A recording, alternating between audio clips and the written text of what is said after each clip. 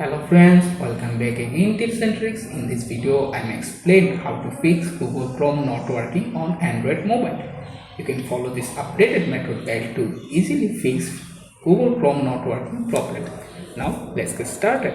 First, open settings. Once you are in the settings, scroll down and open the apps menu.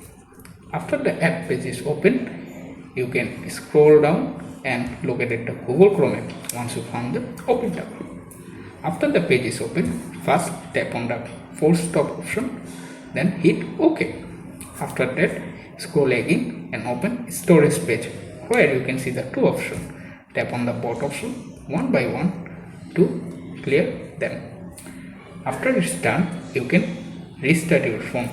So restart your phone. After your phone is back it on again, you can try to open the Chrome browser app, and this time it works.